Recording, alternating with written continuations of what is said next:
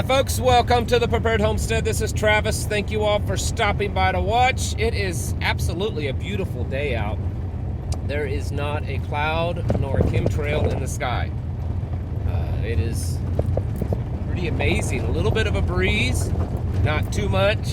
You know, it's not blowing stuff all over the place like it has been the last few days. Absolutely amazing day. Headed to pick up some building supply stuff.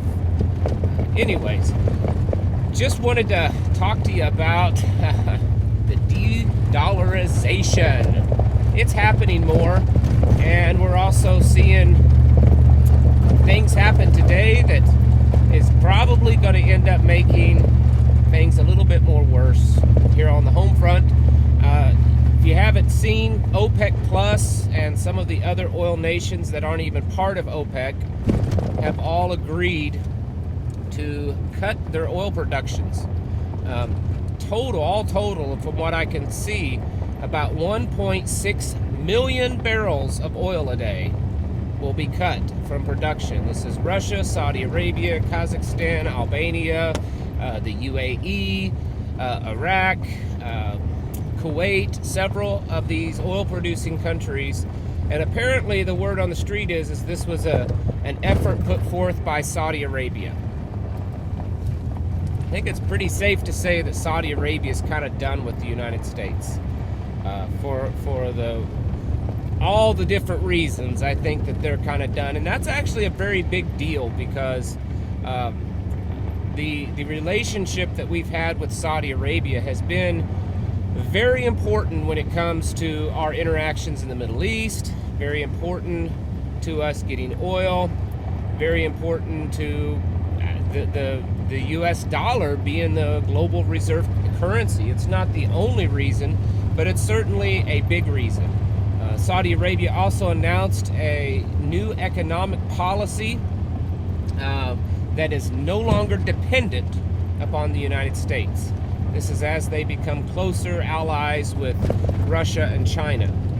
We're seeing all kinds of moves towards more peaceful relationships amongst the Muslim countries in the Middle East in ways that we haven't seen in decades, with Saudi Arabia and Iran and Syria all starting to really play along. And that's been part of the reason that we, as the United States, say that we need to be over there to keep all that under wraps. And China has moved in and thrown a lot of influence around. And guess what? Everyone's playing nice, at least for now. This is a major deal. And I suspect that there's going to be some people downplaying it and say, well, you know, the US dollar will be okay without that. It's okay if we're not the petrodollar. You know, it's okay that the US dollar is not the reserve currency. No, it's not okay. Because I've said this before, I'll try to briefly say it. The only reason that the US dollar is so powerful is because we can spend unlimitedly. Okay? We're the only country really that can just rack up ridiculous amounts of debt, high debt to GDP ratio, and yet our currency still has pretty good value. And the only reason that happens is because everyone in the world is compelled, really, not that they want to use it, but they're compelled to use it. And so because they're using it, they're also compelled to buy our debt. And the more debt that's bought, then the more than we can produce. I mean, that's this ridiculous economics that we're doing here in the United States. It's wrong, it's fiat, it's worthless, but as long as all these other countries are investing in US Treasury bills, meaning that they're buying our debt, then it really doesn't matter how much debt we produce. At least that's what we're told. Well, what happens when many countries, right now it's looking like close to half of the world's population, if not more, is saying, you know what, we're not really interested in using the US dollar. We're not interested in conducting trade with the US dollar. Well, then the US dollar starts to lose a little bit, but where it really loses is when countries stop buying the treasury. And those kind of go hand in hand. We're already seeing Russia and other places, or China and other places that own a lot of U.S. debt, the U.S. treasuries, are dumping it in large amounts. Japan even also. And when that happens and countries stop choosing to use the U.S. dollar, then number one, all that money, all that currency that's out in circulation in the rest of the world, which is way, way, way more currency than exists here in the United States, all that comes back home. And it would be just like if the Fed just distributed trillions of dollars in U.S. currency here in the country. It would devalue our currency very rapidly. And so if all these countries are doing that, and then they stop buying U.S. treasuries because they don't want to do business with the United States anymore, because it's not profitable for them any longer, then we can't be producing anymore. We can't buy our way out of trouble as a country. This is a very dangerous path that we're on, and we could most definitely see things like hyperinflation, or just the dollar just lose its value. We could see the products here in America skyrocket, not just because of inflation, but because of the lack of purchasing power that our dollar has in importing stuff. America is not really a producer nation anymore. We don't produce a lot, not like we used to. We import a lot. And the only reason why we are so prosperous and have the ability to purchase things so cheaply is because our currency is worth so much and has such a strong buying power. But when that buying power is gone, then the things that we purchase are going to cost a whole lot more. The things that are being imported are going to cost a whole lot more. This is a very drastic and really fairly quick decline.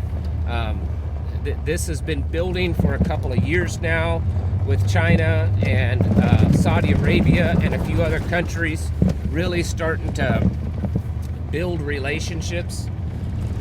And here we are watching these countries say they're not really that interested in the US dollar as much anymore.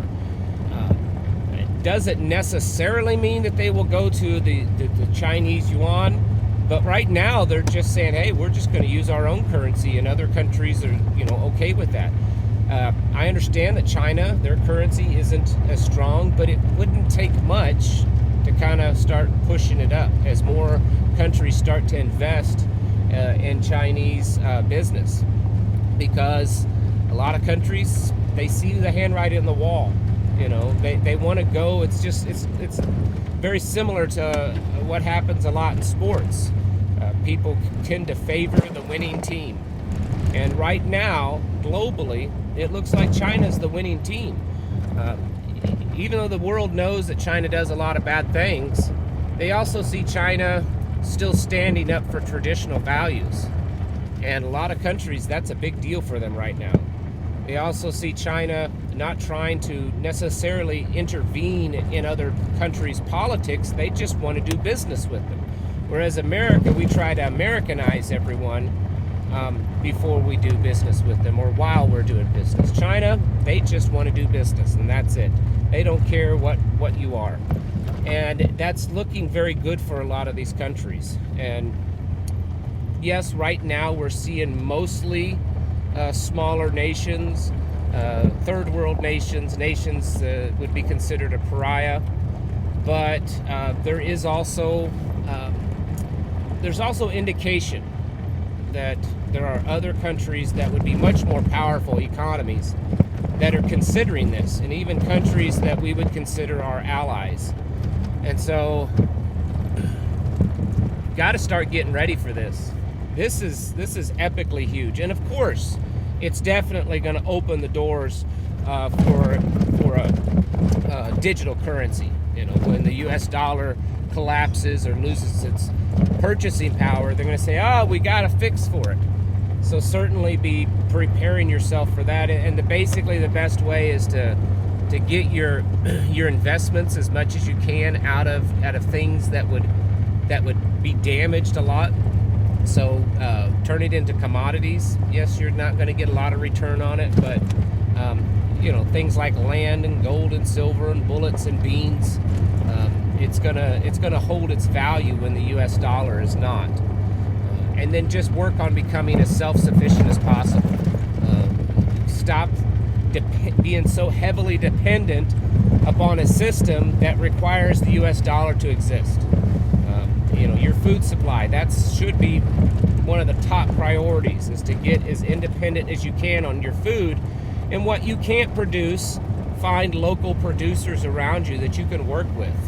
And as this happens more and more, you're going to find more, you know, local farmers and stuff, especially the small farms, that are going to be willing to do bartering or to use alternative currencies like gold and silver to purchase the things that they make or grow. This is definitely something that we should be really working on hard, because I think it's coming at us pretty fast.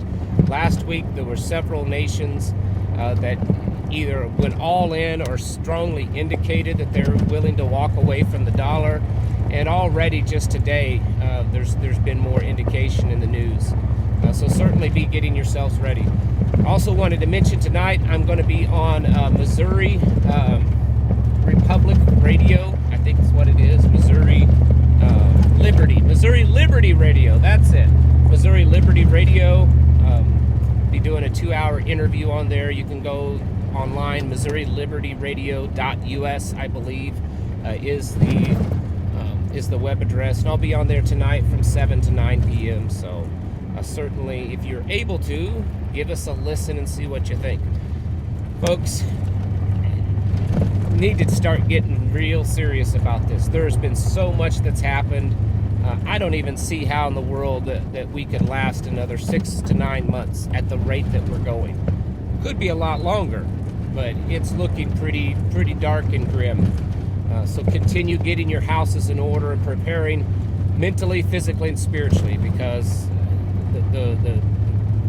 the system is definitely starting to unravel. Thank you all for watching, and I'll catch you in the next video.